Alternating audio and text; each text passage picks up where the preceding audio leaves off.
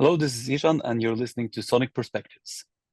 I'm JENS Bogren. You may know me from my work with bands like Opeth, At the Gates, Sepultura, Dimmu Borgir, Creator, and Arch Enemy, to name a few. I'm here to tell you about something that I've been working on for a very long time. My brand new How It's Done course with URM Academy and the artist Ihsahn. Hello and welcome to another interview with Sonic Perspectives. My name is Samantha Buckman, and today I am joined by none other than Ihsahn. It's so wonderful to have you here, and I'm looking forward to talking about quite a few things. But of course, the number one is the URM Academy course, How It's Done. So this is a 35-hour comprehensive course.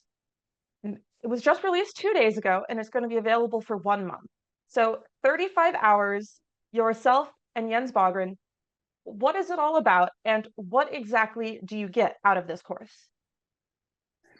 I think, of course, Jens would probably have a even more in-depth detail of everything that's going on.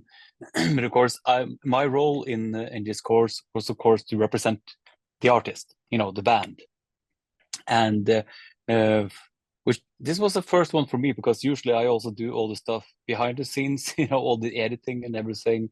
But this, of course, was then handled by Jens and his team. So there were a lot of stuff that I wasn't part of, that I was focusing on doing the artist part for this course. But of course, this is everything from start to finish.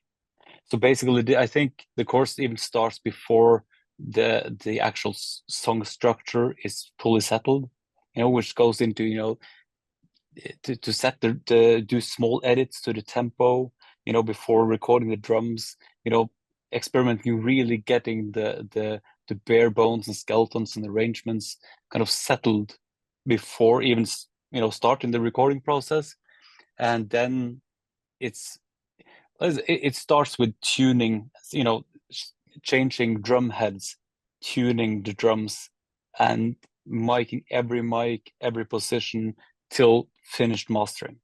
So it's like, as I'm told, this is the most comprehensive course. And for me, I've been doing this for a while, and I'm just envious of younger guys who can get such an in-depth behind the scenes of what it's like to record, in this environment.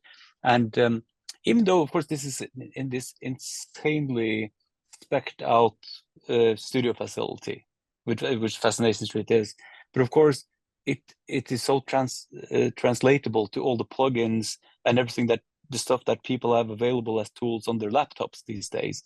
But I think it's so valuable to see, because what most people have are emulations, of amps and organs and drums and everything like that. But to have that insight in the physical, what it emulates, is so valuable. So I'm kind of envious of all these guys who get the first hand so early, and even for me, it was, of course, it's always educational to be around Jens and his team, because they're the best at what they do. And yeah, I try to pick up some stuff myself. Absolutely. And I mean, there's plenty of people that say that you're the best at what you do as well. So what was it like to have your creative process being, filmed and, put out for the world? I think it's I guess the way I worked in that capacity, this was the first time since the early Emperor albums that we worked with like an engineer, since the last Emperor album onwards, I've been basically doing all this stuff myself. So it was kind of fun to be back in that, just being the artist role as well, and not wearing all the hats. And it was I guess it was more back to basic in a sense, than, so that we really, it's not old school, because it's it's Pro Tools and all that, but it was really getting a great drum sound in this amazing specialized drum room that Jens has set up. And so basically, when we got the drum sound that we were going for, that was 90% there. You know, it became a foundation of, you know, every decision made, you know, after that point. You know, so that you will find, you know, keyboard lines and bass sounds and keyboard sounds and guitar sounds and vocal sounds that add to that canvas. You know, so it's not like so it was kind of committing along the way, which I think is a very valuable lesson, in particular these days, where you can kind of second guess every detail to the very last moment. You know, so that was different, and I guess I adapted my way of working to what the course was supposed to be like. You know, I could just lean back and be the artist and do my vocals and my guitar playing and bass and stuff like that, and enjoy, you know, watching Jens direct my drummer, and I had my keyboard player there just doing Hammond organs and all that. You know, he's really good with all those things. So it's just like, yeah, really enjoyable experience, even though it was really like 14 to 16-hour days every day. I could imagine that would be exhausting. But you did come in with an idea to begin with and a foundation for a song, and that would be the observer. That's the main focus. So at what point did you initially send this demo or this song to Jens and actually start working on the foundation for the course itself? That was quite a bit in advance. So really, you know, Jens and Ale from URM kind of explained to me what, you know, what the course was about and how it was kind of planned out. So I really had to write some sketches and some ideas I thought would be suitable for the purpose. And I think subconsciously, in my mind, the whole EP that came from that, I also do a cover version of a Swedish band, you know, called Kent, with Jonas Renske, you know, Katatonia, which is obviously Swedish, you know, on guest vocals, and I think to me there's few songs that the original songs on the EP that we recorded there, they kind of have almost like a Swedish, you know, vibe in some parts. So maybe it's just like subconsciously I was, you know, taking my project to Sweden, and yeah. So we discussed a few different approaches, but I thought, you know, it's probably cool to limit these arrangements. And we did try a few different things, but limit the arrangement to like using a Hammond organ, you know, Rhodes, Wurlitzer, you know, do the proper thing, run them through like old Fender amps, and to get that whole sensation of miking stuff, you know, and not rely so much on, you know, like sampled orchestras and all that stuff that is also very typical to what I do. But for the intents and purposes of this course, it was best to kind of hone in on some of the material that I presented that that lent itself best to the situation. And the use of the Hammond and the Rhodes organs are its own separate part of the course, like, you know, breaking down how to use them and integrating them into the song. So how did your keyboard player contribute to this? And when did you first start to lay the foundation for this part of the song? I had done some just like pre-recorded stuff, you know, where I, you know, but I deliberately made those ideas very open for interpretation, because I know that Øystein Aadland, who is my keyboard player, he is, you know, truly a pianist at heart, but he really knows his way. It's not like he's been playing emulations, you know, he's been playing church organs and stuff like that, and Hammond organs. He really know how to manipulate the different, you know, the different drawbars and everything to make it respond, you know, the way he wants to. So he really has the kind of expertise in that sense, and which of course I don't have.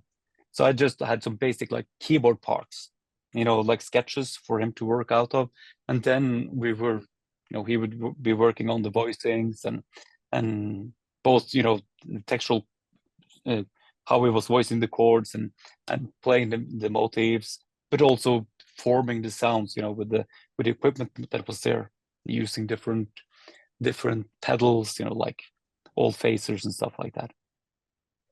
And he also has a pretty significant vocal role on The Observer. So what was it like to Yes. work with him as a vocalist? And how did you kind of develop that contrast between yourself and him? No, this was just again an idea of, to serve the course really. And I knew that Øystein he's been by my doing a lot of backing vocals live for me when we play live, and I've also heard some of his other projects, his other bands, and he has this beautiful baritone voice. But I only heard him singing in Norwegian dialect before. So this was something new entirely. But I thought instead of me doing all the vocal parts, uh, I thought it was interesting for me to explore his voice in one of my songs, and because he's a really talented guy. And also I thought it would be more interesting for, the people who see the course, I was doing some overdub, like harmonies to his voices, to get that variety in there, combining different voices and how to utilize that. I thought that would be interesting, both musically for the songs in themselves, but also for those who go in depth with the behind the scenes stuff. Absolutely.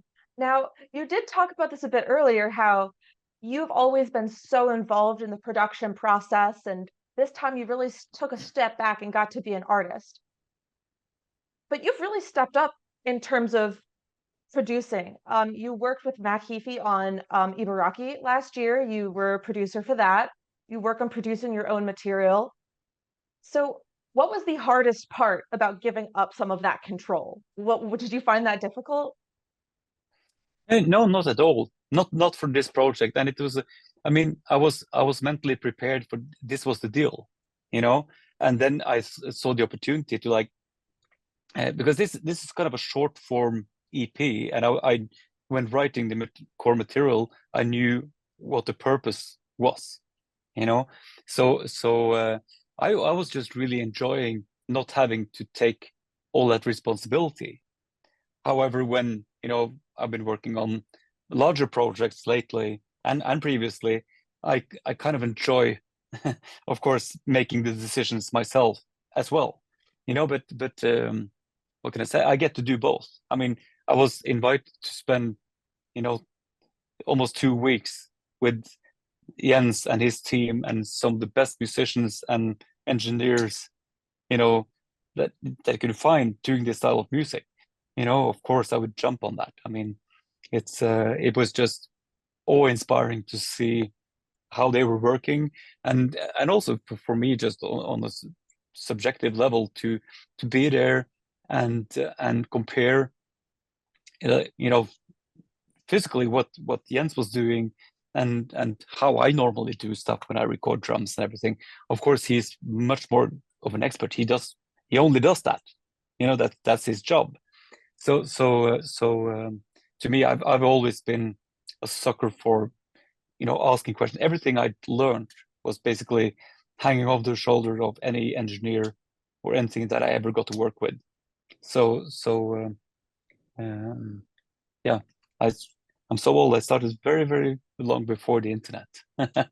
And my only reference for something like that when I started recording was like reading the manual. Now, this course covers so much. I mean, 35 hours of material. But if you had to choose one thing that you think is the most important or the most valuable part of this course, what would it be? It's very hard to pick out one thing, but I think the most important aspect, I think, channeling, to especially a younger audience for this would be to get some experience or to see behind the scenes, the parts that haven't changed. Because obviously from when, as I said, from me starting out with 4-track recorders and recording so many albums to tape, there's no click tracks, there's no editing possibilities, a lot of live performance thing. So technology has changed a lot how we record albums, and even our options to to mix stuff with emulations, but everything you find in a traditional DAW these days is usually an emulation of something, physical. That hasn't changed. We haven't started working from a different perspective unless you maybe do very modern sounding electronic music. So that aspect of, even though if you're a new artist or producer, you have access to the plugins that emulate all this stuff. But to get that perspective of, how are you using these emulations? What were the initial idea, with miking positions, what does it do, phase relations. So even though everything else has changed, the miking real instruments and capturing real musician performances, that is still super valuable, and I think that that this course shows a lot of that it's not about just programming stuff and stuff. It's like that's why some bands stand out and communicate something, and a lot of stuff sounds 90% there, but it doesn't quite cut it. It's like that part of it, capturing the performance, I think might be the most important thing. Maybe Jens would disagree totally. Another important part of this course is actually where you work, which is Fascination Street Studios. You have access to some incredible equipment, some incredible resources. Have you worked there before? Yeah, I was just there. I mean, Jens have been mixing, and some of his other team members have been mixing my albums since 2009, I think. So I always come back for that. But I only really went there when on the first project I did with Jens, when he was mixing my third solo album. And beyond that, it's just been a matter of communicating online.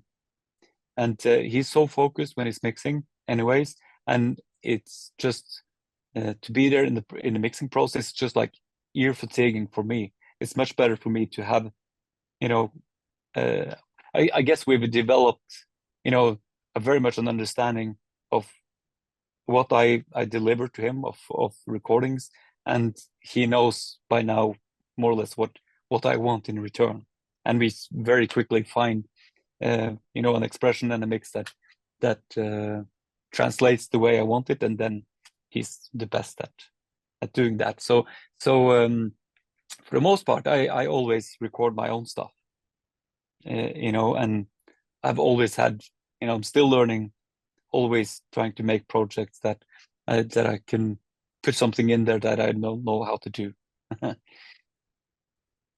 Now, just as with your last two EPs, you did include a cover, as you mentioned, from the Swedish band Kent. The song is Andra. Why did you pick this song?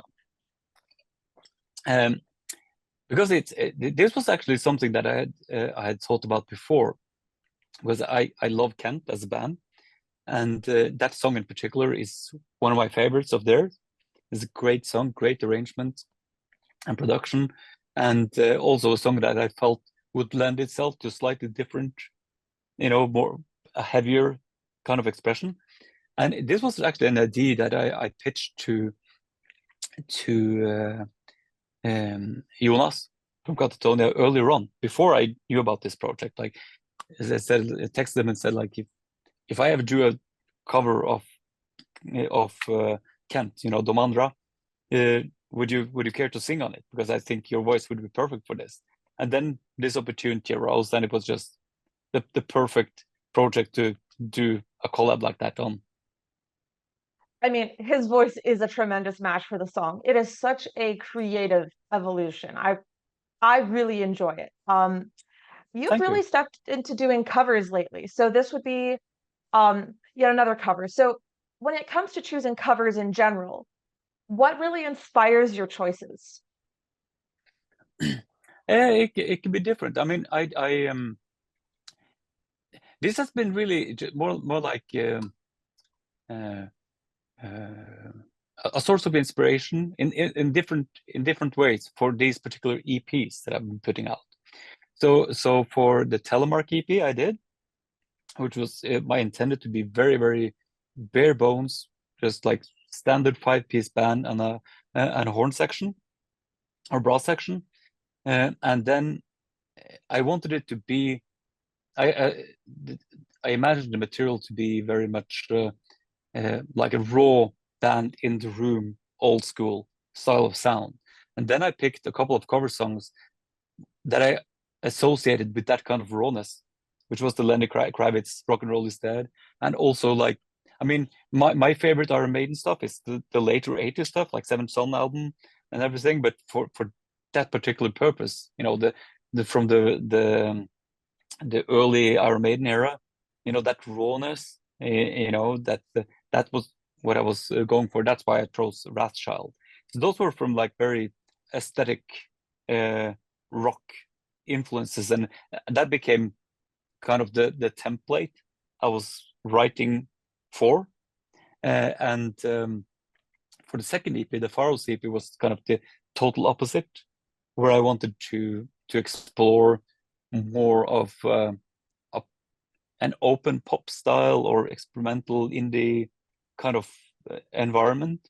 And then I picked a couple of songs, you know, Aha, you know, which is of course close to my heart as one of the Norwegian pioneers, you know, for modern music, and which is an amazing song, and also very, very different from Aha, but also, you know, from Portishead Roads, which is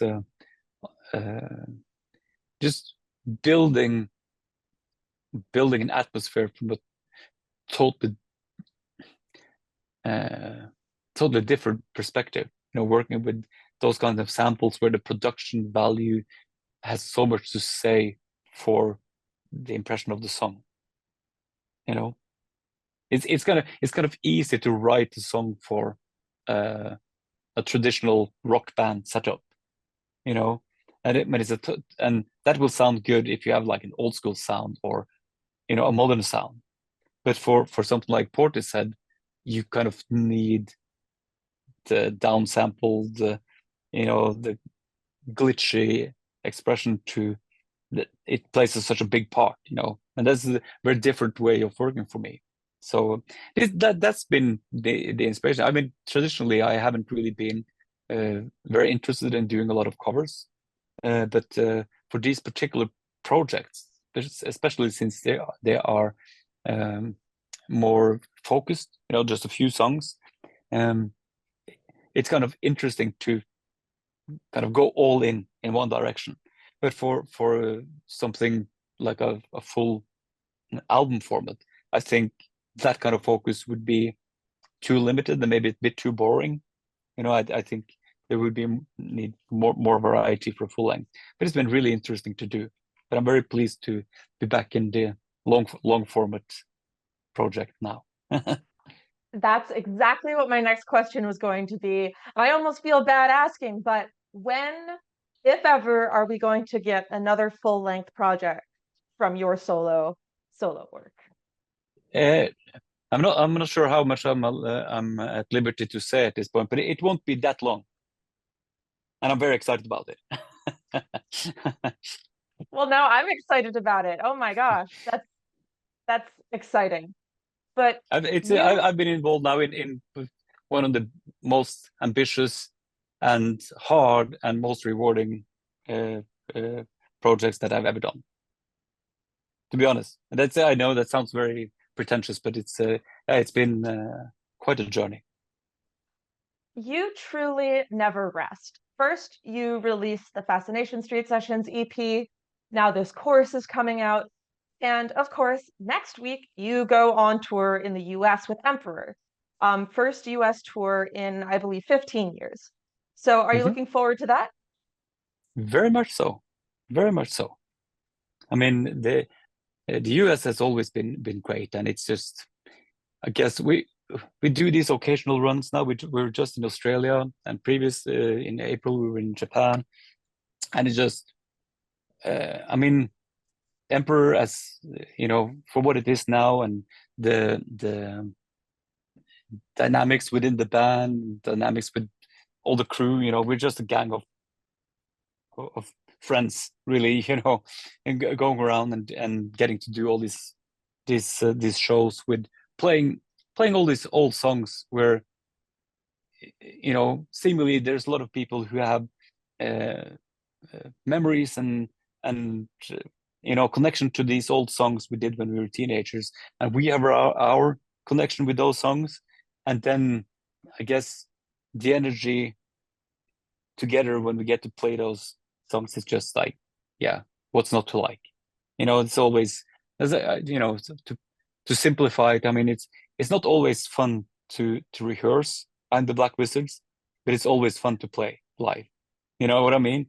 So it's yeah, I'm very much looking forward to it. And the US has been a bit more difficult, but there's more organizing, to get that whole thing going.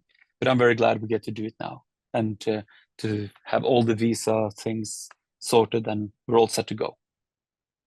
Well, that's very exciting. I have heard so much chit chat about just looking forward to seeing you back in the US with Emperor. So, I mean, that should just be fantastic. And this is the start of the summer festival season. So you'll be doing quite a few festivals over the summer. Emperor, is there anyone that you're looking forward to the most? Yeah, I'm very much looking forward to going back to Finland, and we're not really super busy with a lot of the more the typical summer festivals. We have been prioritizing more far off, like Japan, Australia, the US, and yeah, just before New Year we're in South America. So but we have a few bits and pieces in Europe, but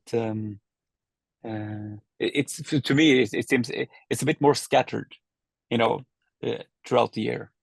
So usually sometimes it's far more busy with because oftentimes I will kind of double up with doing festivals with my solo band and with Emperor, and going back and forth, and going from one festival with Emperor to playing a solo show at a different festival the day after. So this summer is quite relaxed. Well, you say that as though you don't have 1,000 other things happening. So, what do you do to relax and unwind these days, being so busy? Well, I don't think I don't really don't think I'm that busy. I mean, finishing up like a big project like an album or something. Of course, there are really busy times, but I think I found, together with the family and everything, found a very very good balance of work and leisure time, and we live very close to nature, so it's very normal days. It's regular working hours in the studio or rehearsing, and then trekking with the dogs. So nature and walking, trekking, that's with the dogs. That's kind of the leisure time. I mean, that's fantastic. And I'm sure that you have a lot of other people to chat with today, so I don't want to steal all of your time. No, So, you're the second and last one. So just this is easy. I mean, it's incredible that you get to have this course memorializing a lot of your work and Jens's work as well. So, I suppose just as a last promotional bit for the course, what is something that you learned through the process from Jens? I think my takeaway mostly, and it's kind of similar to what I said earlier about maybe the most important aspect, and that's probably because it's the most important takeaway for me, is that commitment along the way.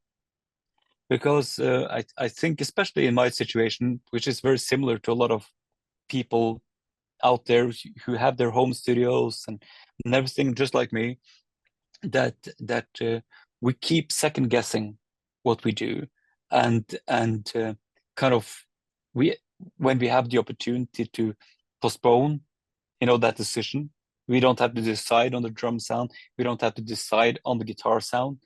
You kind of end up in a vacuum where everything is kind of loose, and then you kind of wait for the final aesthetic to settle at the end of a project.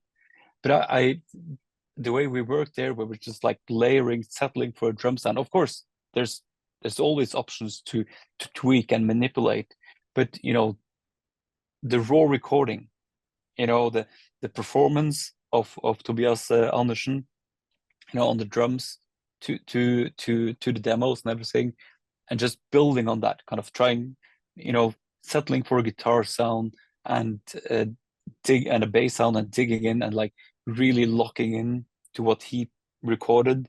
That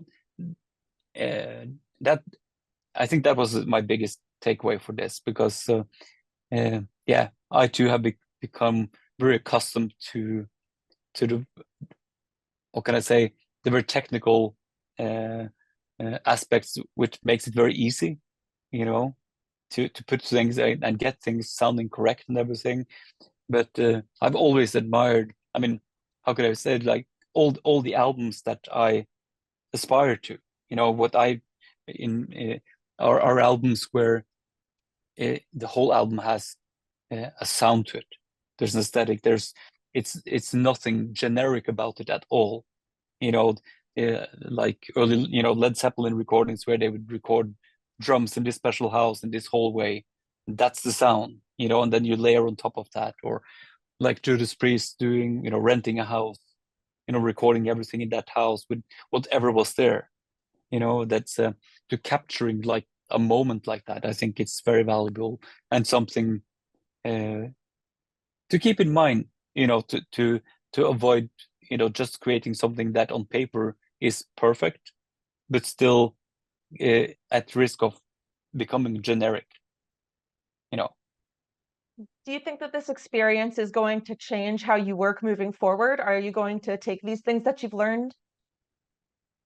For sure. And one thing I would really, a takeaway is like not having to do all the editing myself. That's a pretty big thing. But then again, I like doing those things, and I of course I don't have Jens's skills, on any level, like that.